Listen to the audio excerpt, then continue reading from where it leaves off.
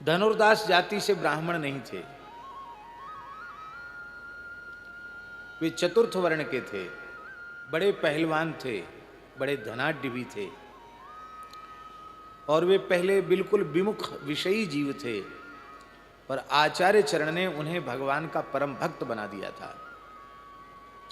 एक बार रंगनाथ भगवान की सवारी निकल रही थी,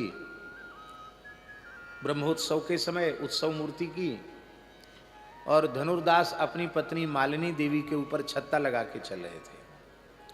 और ऐसे नहीं कि बगल में छत्ता लगा के चलें, पत्नी चल रही है उसके आगे खड़े होकर उल्टे चल रहे थे छत्ता लगा के। लोग तमाशा देख रहे थे,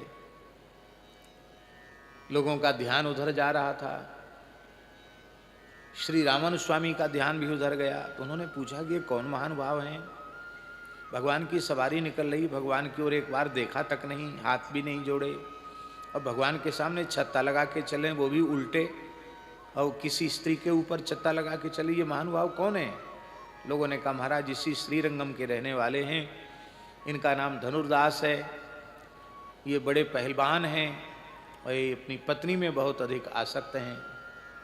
हाँ ठीक है, कोई बात नहीं। भगवान की यात्रा संपन्न हुई और आचार्य चरण ने धनुर्दास को अपने निकट बुलाया। पूछा क्या कारण है, इतनी आसक्ति पत्नी के देह में, इतनी आसक्ति क्यों? ये तो नाशवान है, मलमूत्र का भांड है, इसमें इतनी आसक्ति क्यों?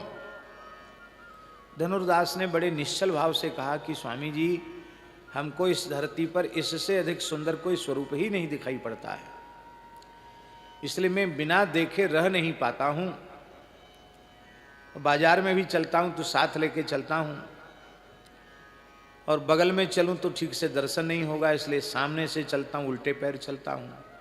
वो छत्ता इसलिए लगाता हूं कि दक्षिण में धूप बहुत पड़ती है, कहीं सूर्य की प्रचंड किरणों से इसका रूप कुम्हला न जाए। स्वामी जी ने कहा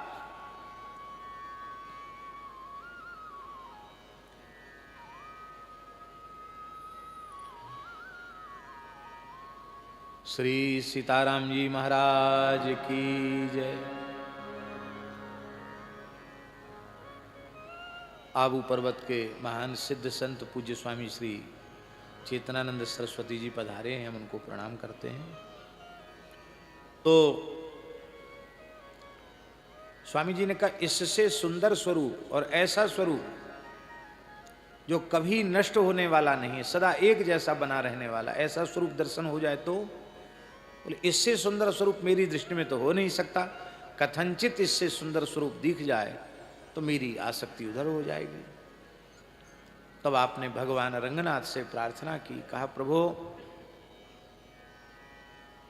नारायण दया सिंधो वात्सल्य गुण सागर एनम रक्ष जगन्नाथ जो बहुजन्मापराधीनम। हे नारायण, हे दया सागर, हे वात्सल्य गुण के समुद्र, यह जीव बेचारा न जाने कितने जन्मों का अपराधी है, आप इसकी रक्षा करो, आप इस पर कृपा करो, आप अपने सच्चिदानंद स्वरूप का, मंगलमय स्वरूप का दर्शन कराओ। जैसे ही आचार्य चरण ने प्रार्थना की, महाराज जी भगवान ने अपने दिव्य स्वरूप का दर्शन करा दिया।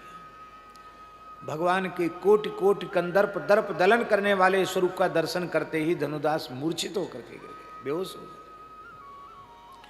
फिर तो ऐसे भक्त हो गए जिसका कोई ठिकाना नहीं, अनन्य भक्त, उच्च कोटि के प्रेमी अनुरागी भक्त हो गए।